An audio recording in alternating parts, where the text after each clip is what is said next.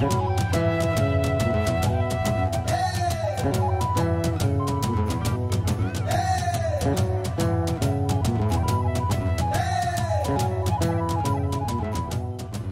résultats qu'on est en train de proclamer à travers la synergie des médias sont plutôt des résultats fabriqués et non pas des résultats fiables, parce que les quelques PV que l'on a pu collecter ne correspondent pas avec ce qui est proclamé par les médias. C'est dommage que ça se passe ainsi. Si je peux vous donner un exemple, la commune de Boukéya en province Mouramvia par exemple, où l'on dit que le nombre de votants est de 31 000, je crois 483, vous serez surpris si vous faites la sommation pour les présidentielles, les législatives et les communales, vous n'aurez pas le même total. Mais seulement ce qui est un peu bizarre et surprenant, c'est que ce soit pour les législatives, que ce soit pour les communales ou les présidentielles, pour cette commune-là, le nombre de voix exprimées et les nuls qu'on a décomptés dépassent de plus de 4 000 le nombre de votants qui sont supposés avoir voté en cette commune. Vous comprendrez que ce sont des résultats fantaisistes, purement et simplement.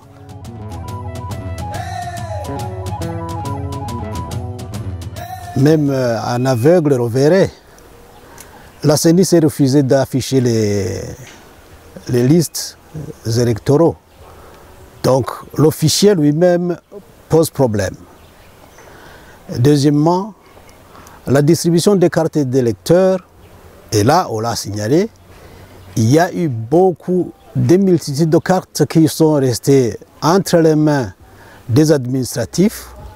Et le jour du scrutin, ce sont des cartes qui ont été distribuées par les chefs de colline. Les mêmes chefs de colline ont distribué des procurations à moyenne 50 par chef de colline. Et là, vous comprendrez que quand même c'est grave.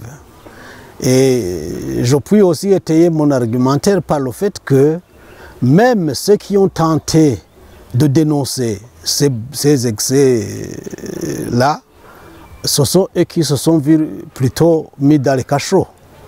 Ainsi, par exemple, vous pouvez vérifier un officier de l'armée burundaise, Dino Donahayo Pascal, qui était en poste à Mutumba, en province Bujumbura, commune Kabezi, qui a interpellé, qui a cherché à ce que les autorités gestionnaires du processus puissent quand même faire attention à des gens qui venaient voter pour une énième fois. C'est lui qui s'est vu arrêter et conduit au cachot. Ceci pour vous dire que ce sont des tricheries, ce sont des fraudes qui ont été planifiées d'avance. Une autre preuve pour étayer ça, il y a le procureur général de la République qui écrit au président de la CENI, lui demandant d'oreiller sur les listes des candidats un bon nombre de candidats du CNL, y compris la ministre du Sport et de la Culture, qui, selon le procureur général de la République, serait en prison. Et pourtant, il n'a jamais été déféré devant la justice. Personne n'a jamais porté plainte contre cette personne-là, pour ne citer que celle-là. Sinon, la liste est plus que longue. Alors ça, c'est une autre preuve que, effectivement, la fraude électorale a été planifiée. Et cet après-midi, j'écoutais la radio. On dit par exemple que pour les présidentielles en commune Bouyengero, le CNDD-FDD vient en tête avec 13 500 quelque chose comme ça. Et on dit qu'il est suivi par le CNL avec 13 720 combien. Nous avons plus que le CNDD-FDD, mais on dit que c'est le CNDD-FDD qui vient en tête.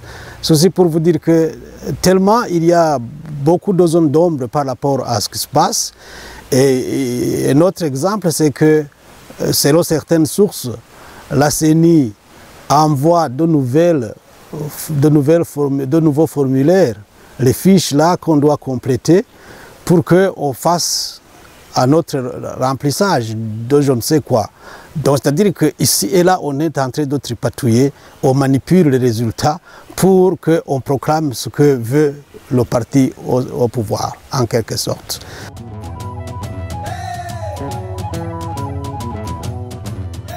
Que peut-on faire d'autre si ce n'est que saisir les organes habilités à trancher? Parce que ça, c'est un contentieux électoral. Et les mécanismes qui sont prévus par la loi, c'est de saisir la Cour constitutionnelle. Mais nous ne pouvons pas saisir la Cour constitutionnelle tant que la CENI elle-même n'a pas encore rendu public ses résultats. Parce que jusqu'à présent, les communications que l'on entend, ce sont des communications, oui, autorisées par la CENI, mais qui sont plutôt faites par les médias, la synergie des médias, je veux dire. Donc, on attend ce que va produire la CENI, parce que c'est l'autorité habilitée à le faire. Et à ce moment-là, nous pourrons alors saisir l'organe qui est censé être là pour recevoir les plaintes des uns et des autres. Le compromis, vous savez, ça n'arrange jamais.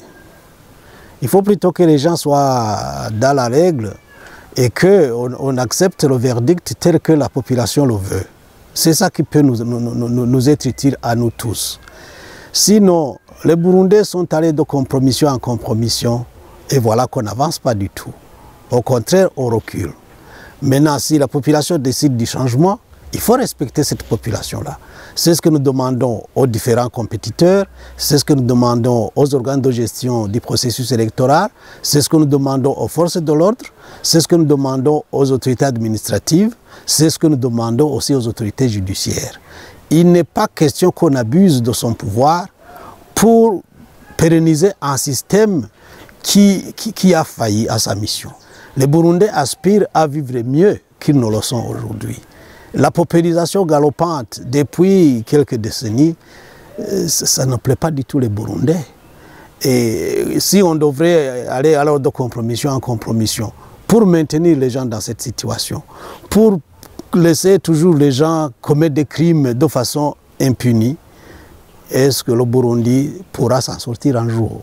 Moi, je pense que ce qui est plutôt ce qu'on pourrait dire ou conseiller à tout Burundais, c'est de revenir à la raison et respecter le peuple burundais.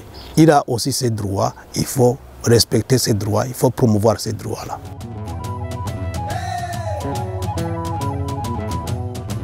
À nouveau scruter dans quelles conditions? Est-ce qu'on acceptera les observateurs neutres venir? Et là aussi, j'ai peur qu'on puisse opposer plutôt l'argument de manque de moyens. Et pourtant, le Burundi n'est pas un îlot, le Burundi n'est pas aussi isolé que ça, solitaire que cela peut le paraître. Des gens qui peuvent aider à ce que le processus avance normalement. Il y en a plein dans ce monde. Les Burundais comme les partenaires du Burundi. À nouveau scrutin, ça serait peut-être l'idéal, mais faute de ça, c'est peut-être le décompte, faire le décompte à nouveau, de façon transparente. Mais comment est-ce qu'on fera le décompte lorsqu'il y a eu déjà bourrage d'urnes, lorsqu'on a un nombre extrêmement supérieur au nombre de votants qui est supposé être inscrit dans le fichier? C'est quand même un peu difficile, c'est un peu délicat même.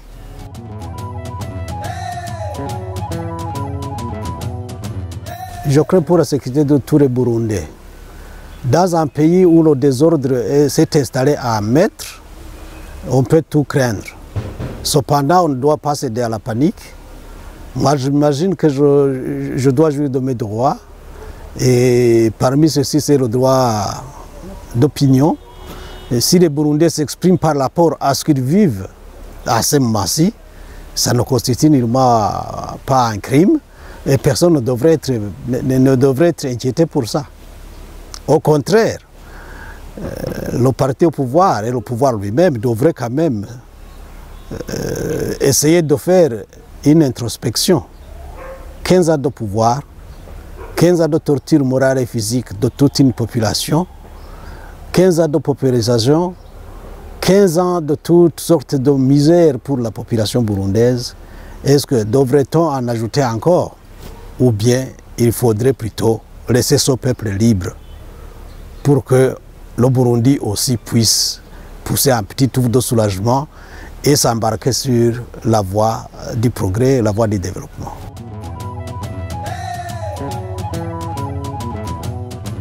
Le message est unique. La population burundaise s'est exprimée. Elle s'est exprimée. Ce que je demande à la CENI, ce que je demande à la population burundaise, ce que je demande aux différentes autorités, ce que je demande même à la communauté internationale, c'est de respecter le verdict du peuple burundais. C'est ça le message que je donne.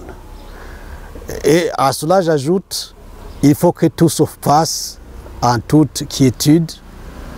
Il n'y a pas de place pour la violence dans ce pays.